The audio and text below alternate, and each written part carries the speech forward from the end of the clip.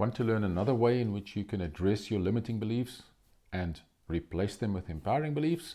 Then stick around and watch this video.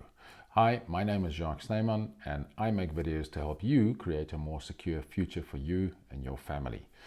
Be assured, guys, that I'm on that journey with you and I'm sharing my experiences with all the practical tools and applications with you as I use them.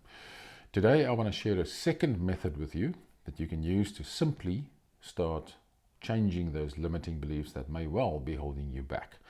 This is called neurosculpting, and the credit goes to David Bayer. He explains it very, very well. What I got from it is the following. It's a simple process. It's got a couple of steps, but it's a very simple process. But I think if you want this thing to work, you will have to actually do it and stick to it. Right. The very first step is simple. Identify the limiting belief that you want to work on. Right. The second step, you then make a new decision. And remember, I shared with you before that a possible definition of beliefs is that it's simply a decision. So once you've identified the limiting belief, you make a new decision, which implies your new belief. Those are the two simple first steps. Then the hard work starts after that. As you go through your day, you need to be aware of how you feel and when these limiting beliefs come up. So when that limiting belief comes up, the very first step in terms of doing that hard work is become aware of it. The second step would be just to simply acknowledge where that comes from, where that belief comes from. And remember, we said before, it comes from parenting, it comes from your childhood, it comes from those that taught you. That's the second step. So acknowledge where it comes from. And then the third simple step is start pivoting your thinking to the new belief, the new decision that you made. It's that simple, guys. So the first step, identify the limiting belief. The second step is create your new empowering belief. In other words, make a new decision. Then as you go through your day, self-awareness is required.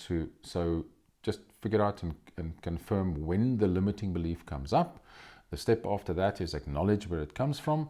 And the last step is pivot your thinking from that negative or limiting belief to your new empowering belief that you created. That's it. The bottom line then is rinse and repeat.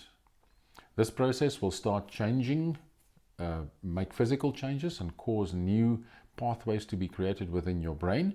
So it permanently, over time, deflates the limiting belief and actually creates or generates the pathways for you to create that new empowering belief within your system or your frame of reference. A very interesting thing I picked up in the research is that if you start this process, you can start seeing the impact of changes in terms of your RAS, your reticular activating system. In other words, what you notice and what you see out there within as little as 72 hours, guys. That's 3 days. In practice, what I've experienced once I started with this is it took me a little bit longer, right? It took me a couple of days. It took me like 10 or 12 days before I could literally start seeing the difference. You may think that you've got more than one limiting belief, right? Like any of us, and I've got a whole list of them as well. So what do you do with the others? This process works for any belief, all right, in any aspect of life. So another additional step that you need to go and do is make a list or go and create a matrix of the limiting beliefs on the one side and your new decisions or your new empowering beliefs so that you know when those things come up, and you need to obviously address each of those limiting beliefs bit by bit as you go through this process. So I hope that helps and that gets you on the path to not only deflating your limiting beliefs, but creating more and new empowering beliefs to take you forward.